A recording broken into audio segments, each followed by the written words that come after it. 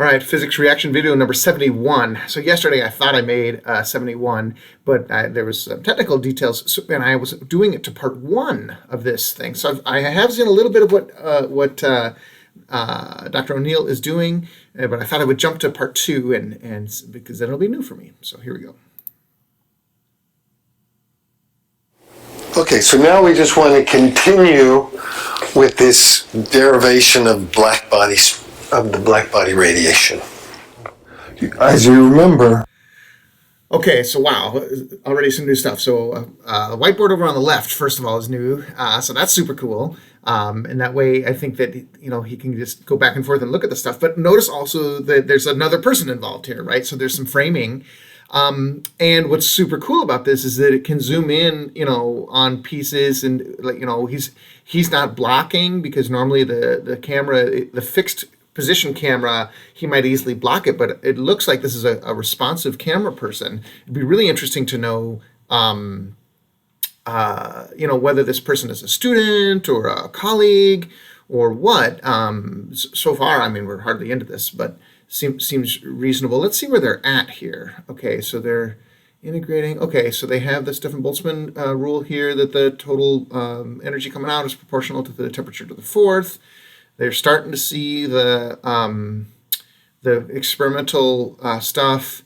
I did notice yesterday he was being really, really careful with his units. So this putting in these DFs and these D lambdas, I think, are super, super important, and one of the hardest pieces of Blackbody is to get the units right. It's one thing to get the shape. It's another to understand what this axis actually is. And so he did a super fantastic job of that yesterday. All right, cool. Here we go.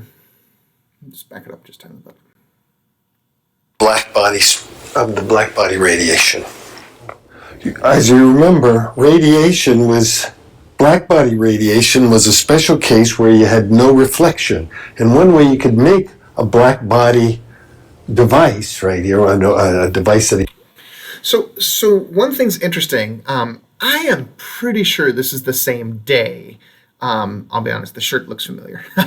I am pretty sure this is the same day, but notice how he used, hey, do you remember this? So I'm not sure, but I think that this was only 20 minutes ago for him. And he's presenting it as, I don't know, yesterday or something. So that's super interesting, sort of keeping that straight, what's going on in your own head, and the understanding the way it's going to be experienced by your students. Very cool. Emits Blackbody radiation is with a cavity.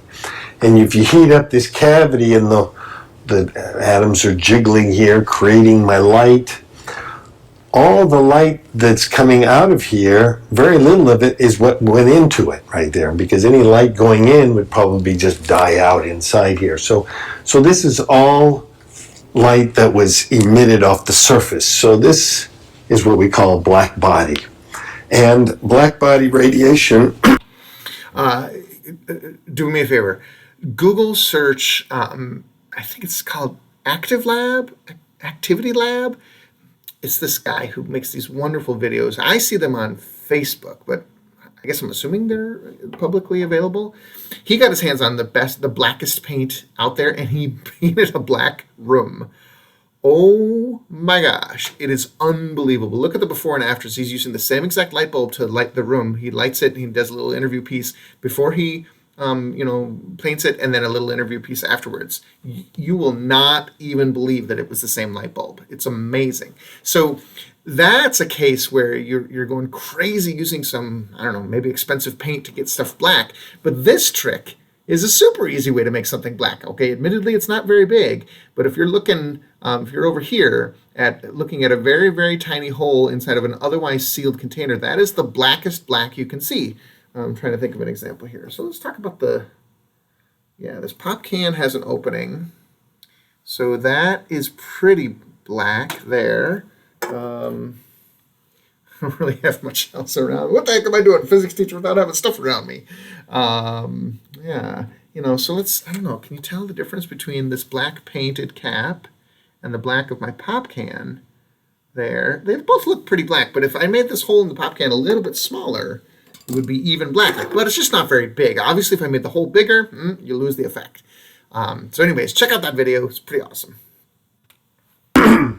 Gives me an exact spectra that's independent of the material. And remember, what we're plotting on this axis is J of Ft, means J was just a function of frequency and temperature. It's a power per unit area, so that's what we got up here, but it was normally per frequency. Now if we look at, multiply it by df, then this is really what we're plotting out is the area right here. And so this J of Ft df, the whole thing, is the power per unit area. So here's my question.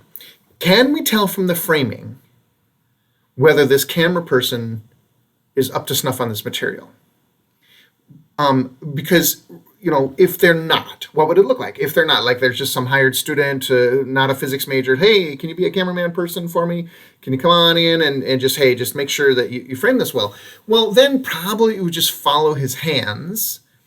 So yeah, assuming this camera person never speaks, what would be our clues that this camera person understands the physics instead of just framing where the professor is pointing? That's really interesting. I wonder if we'll be able to tell the difference. Area emitted between F and F plus DF, or if we could put it in terms of wavelength, it'd be wavelength and wavelength plus D wavelength. We could write it either way because we knew there was a relationship between frequency and wavelength. And that's why, by the way, there's an extra lambda squared everywhere you see this. God, you look at these up in the textbooks and you see the wonderful Planck contribution to the exponential, and Planck's constant is in there. Hey, I need a constant. I guess I'll name it after myself. But they look so similar, but all of a sudden there's extra lambdas all over the place. And it's just this. It's just this. So if you say that F equals C over lambda, then DF is what? Right? It's actually C over lambda squared D lambda with a negative sign. So you get these extra lambdas. It is such a pain in the butt, but nobody thinks about frequencies. Everybody thinks about wavelengths. Chemists are laughing at me. What about wave numbers? I hate wave numbers. I'm a wavelength guy. My graduate work was wavelength. I can tell you everything about, nanometers, blah, blah, blah. That's how I always thought about things. And so if you want to live in the lambda world, you get these extra lambda squareds, which just drive you crazy when you're doing this this analysis, or I don't know, trying to work out what the temperature of something is based on its blackbody spectrum.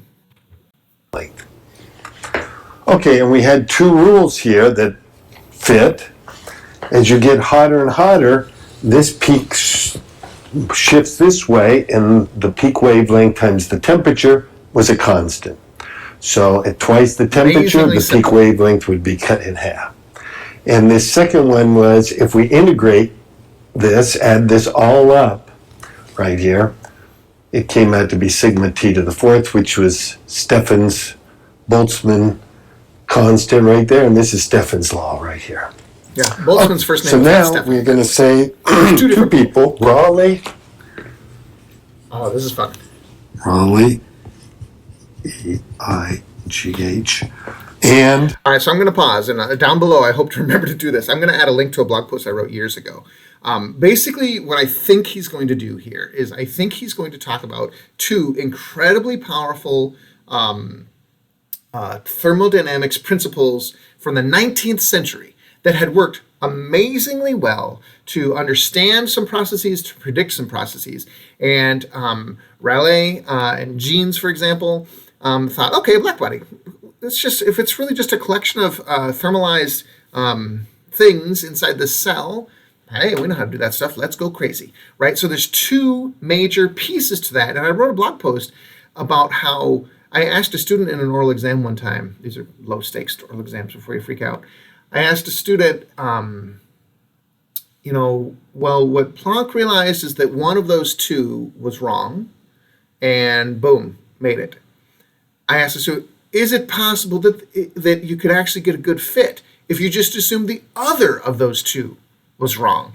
And the student, of course, a little bit of deer in the headlights, but it ended up being a really, really fascinating conversation because, the students' first reaction was, oh yeah, no, this works really cool. It's super slick because with the quantized energy levels, it really works out. The integrals become a sum, and it's amazing. I said, yeah, that's great, and thank you so much for showing me how much you understand that. Right? I'm thinking, woo, you just got a good score on this oral exam. But what would happen if you just tried really hard to break the other one and come up with some fancy way? Do you think it's possible to fit the data? And it was such a great exercise in, what are we allowed to do? What kind of models are we allowed to bring to bear? Because Planck just decided, well, I don't know, quantized energy levels. Let's see what happens, right? And of course now it fits so well in a beautiful thing, matched all of the data, matched the Stefan Boltzmann, matched the peak thing, matched the curve, didn't have the ultraviolet catastrophe. That we're all like, woohoo! But why, of the two ideas from the 19th century, why do we pick on one and not the other? And is it even possible to come up with some crazy idea that keeps the one that Planck broke, keeps it, and totally breaks the other one? So I'm assuming he's going to get to both of them, so I'm not trying to give it away here, but I'll point them out when they come. Genes, just before the 1900s, took a crack at this derivation. So how do you try to derive this radiation coming off this spectra? That's what we want to derive right here. Well, they said, instead of working with this J, this power per unit area that's coming out of here, instead of working with that, it might be better to work with the energy per volume inside. So what we're going to do is we're going to look at energy. Is energy per volume the same units as pressure? Over a little frequency range. So we're going to call this mu right here. And this is going to be my energy per volume per hertz. Whoa. But if I multiply it by a dF, of course, right here, that's energy. Then this whole thing is just in. So I said before, I watched a little bit of this yesterday with my stupid logistical mistake, but boy, he works so much harder on the little dFs than I ever have before, and I know it's paying off for him. Because I am super sloppy with that stuff until I get down to the end. Because I'm just trying to get the big ideas across to the student, and then I send them off to do homework problems, and they're like, what? I don't get it. Do I use this one or this one? Is it DF? Is it D lambda? And because I haven't done a good job of it. And he does such a fantastic job of being very, very careful. Specifically this little bit here, which then leads to this. I got to tell you, if you went back and found student notes who've taken my class, I'll bet you anything I just wrote mu or whatever my textbook decided to call it, right? I didn't bother with this. And I may have been so sloppy that I put a proportionality sign here, right? So he's being way more careful, and I'm so inspired by it because it didn't take him that long, and it's going to pay off dividends like crazy. Energy, sorry.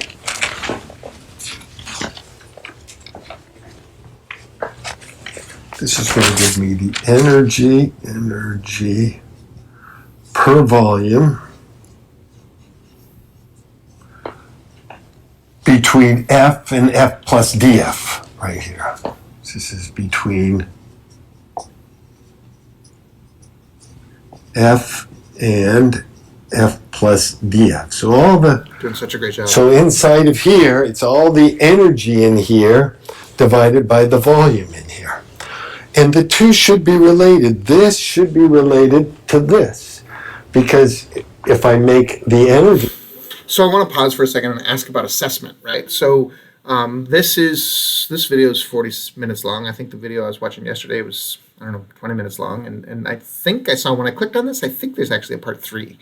So this is like 3 different days, I guess, equivalently. A week's worth in college. Let's say this is a Monday, Wednesday, Friday class. A week's worth of stuff. And we haven't even gotten to things that you can do super great homework problems on. Now, there's going to be definitely some homework problems on this. and some homework problems on this. But all of this hard work that he's doing, right? It's kind of hard to find homework problems on it. But what I do is I literally say to my students, make a video showing me the Rayleigh-Jeans derivation and talk to me about where Planck decided that they maybe were wrong, right? And so the criticism I receive is, you're just asking them to regurgitate what you did. And I'll say, yep. Or you're just asking them to read the book to you. And I'm like, yep. Because you can tell the difference between a student reading a book who doesn't understand it and a student who's reading the book to you who gets every little step and really does sort of non-linear is the wrong word, non-monotonic approach to reading the book. Like go back, oh yeah, it's up here. Let's see how in this chart it looks like this. And so, we need this df because it's actually only between f and f plus df. If you're a robot reading the book to me, you don't do any of that crap. You just go down the page and you don't do any of that backtracking. So interestingly, I have taught students where they have my video. They've got me doing exactly what he's doing here. And so, do your students ever just turn in your video? Well, no, I know what they look like. Do your students ever use your video and change the audio? I don't think I've ever seen that. But I think I could handle it because I'm listening to them, right? So if he's putting 3 days worth of work into this really, really cool derivation, why not hold them accountable for it in ways that they can show you that they get it too? And so I'd love to know what kind of assessment, homework, quizzes, videos that he's doing, because I find that super fascinating because this is so cool. Rayleigh-Jeans, rolling up the sleeves like, okay, we're going to do energy modes in a cavity. Wait, energy modes in a cavity? We know what that is. Every single mode gets KT. Done, right? I mean, it's super easy, right? And we have standing waves in there. Oh, okay. Well, all right. Well, how many standing waves are there? Well, there's an infinite number, but in a tiny little range. Totally cool. We'll use K-space to do that. Woohoo! Done. Ultraviolet Catastrophe. Planck comes in, says, well, something's wrong. I mean, Rayleigh-Jeans knew something was wrong, right? And so, but Rayleigh-Jeans took those two ideas and said, these are so well proven. Why wouldn't we apply that to this situation? Basically, I can imagine them saying something else weird is going on. Not sure what. This must not follow the usual laws of thermodynamics. But hey, we nailed it for the tail. It was just the ultraviolet where we screwed up. I can just imagine that conversation like, wow, boy, maybe there's some ultraviolet absorption in our air and we're just not seeing it. Thank God. If it's infinite amount, we would die, right? Well, you could just imagine the stuff they're doing. And for Planck to say, well, what were the two things you guys used? Let me just chuck one of them out of here and see what happens. Let's just see what happens, right? So holding students accountable for that, man, that's super cool. More energy in here. Let's say I double the energy per volume. I'm probably going to double the amount of power that comes out the area right here. The two are related. That is, J sub F T df should be related to mu right here. I don't know, proportional right here. So let's just say proportional. Well, let's just give it a constant. Let's say it's A. We'll figure. Hang on, let's go back. Let's go back for a second. Okay, watch the camera work here. Here, I don't know, proportional right here. So let's just say proportional. Well, let's just give it a constant. Let's say. There. So the camera panned to the left when all he was doing was grabbing an eraser. Is that a subtle thing? Like, this camera person thought that grabbing the eraser was important? Is it just that they're hip to keeping the professor in the frame? I did notice that he went and grabbed an eraser earlier and it was totally out of frame and the camera didn't follow him at all, right? The camera just stayed on the stuff. So I don't think we have any evidence about whether this camera person is hip to this stuff. So let's keep watching. It's A. We'll figure that constant out. Times mu of F T df. I just want to get that constant. I'd rather work. So here's why I'm lazy, right? Oh my God, why do we have to write this df on both sides? Let's just cancel, right? But again, he's being so careful with that. It's amazing. I'm going to keep praising it. Sorry. Why would you rather work with energy and not with power coming out of the end? Well, there's something in thermodynamics called the equipartition of energy. Here we go. The equipartition of energy says when you're in equilibrium, an equal amount of energy is associated with each energy state that's inside there, which is more or less another way of saying energy is shared equally among everything in there. Love it. So that's why they'd rather use the energy. So now, how do I get that proportionality constant? Well, suppose we look at this part of it right there. I'm just going to blow that part region up right here. I'll make this on the bottom of my picture right here. So here's that opening. I just moved it to the bottom right there. And this has some area, I'll just call it delta A. It's the area of my cavity. And out here, I've got, let me just put a line right here. Out here, we've got a little bit of a volume right here, a little piece of volume right here. Now remember, this right here is an energy per volume. Mu dF is an energy, we'll leave that out because that'll just keep going all the way through. So mu dF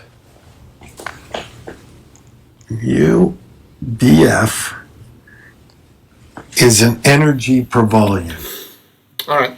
Forgive me. I'm going to skip this because I'm much more interested in the equipartition stuff. So he's still working on the constant proportionality. So I'm just going to skip that. Let me just get ahead here. Still working on it. Still working on it. Still working on it. Still working on it. I want to get to the equipartition stuff. I wonder if that's even in this video. Okay, it looks like we're getting close. All right, let's see where we're at here. Right here, what do you have? You have R. Oh, nope. You have Gotta go theta.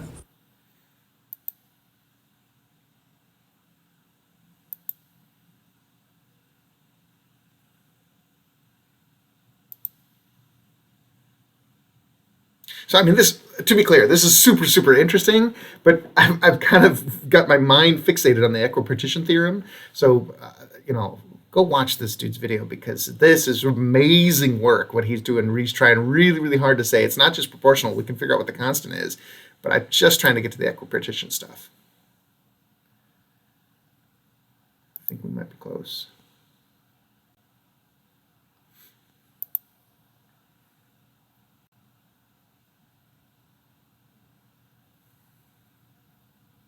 Okay, yep. Just got to do these integrals. Just about done. He's going to get these integrals and he's going to figure out what the constant is. Yep, C over 4, amazing, amazing. All right, let's keep going here. What I'm going to do is I'm just going to break this energy into the number of oscillators at a certain frequency. Yes, perfect. Between F and F plus DF right here. So this is just how many oscillators you have at each frequency times, remember this has got to be an energy, times the average energy of those oscillators. The number of oscillators times the average energy. All right, shoot, I'm running too long here, so I'm just going to have to finish my story because he's working so hard and this is so amazing. So this is it, you guys. This is it. This is a 19th century idea from thermodynamics. This is KT. This is a 19th century idea of counting modes in a cavity, right? So if you count modes in a cavity, it's actually easiest if you assume a parallelepiped cavity or a cube or something, but it just works. You move over to K-space. This is actually super simple. This is like, well, how many standing waves could I possibly have in this tiny little range? Well, okay, convert yourself to K-space, count them up. It's actually really easy, assuming you can understand what K-space is. That's actually the hard part of that. Over here, man, we've done it over and over and over and over again in the 19th century. Every single mode of energy gets to have kT. So we're good to go. And so Planck said, well, one of these has got to be wrong. And so, Planck's solution, which is to say, you know what? A particular oscillatory mode, it can't just have any old energy. It can have this much or this much or this much or this much. And the jumps, well, what the heck? Let's make it proportional to frequency. I mean, that's just a mind-blowing idea out of nowhere, at least for our students. Possibly Planck got it from somewhere. I'm not 100% sure. But that's the change. And then all of a sudden, instead of an integral to figure out what the average energy is, you have this sum. It's an infinite sum, but that's different than an integral. And boom, you're done, right? So two major ideas from 19th century physics. Planck kept one and destroyed the other one. And that's how we have Planck's work. And so it's truly, truly amazing. He knew that he wanted to have the energy jumps be proportional to the frequency. He needed a proportionality constant. Gosh, what should we call it? I don't know. How about Planck's constant? All right, you guys. Wow. This was a tour de force. This was amazing. I mean, I skipped over some really amazing stuff just to get to this C over 4 stuff right here. I could see all the work he's doing, right? He's doing the type of geometrical work that students need to be doing when they're thinking about this. It comes back around again when you're doing Bremsstrahlung or when you're doing scattering theory, right? This kind of stuff is hard work, but he did a great job of that. I think the framing with the camera was awesome. Whew, there's just so much cool stuff here. All right, well, this went a little bit long. Thanks for your patience. I hope you have a great day, and remember, physics teachers are awesome.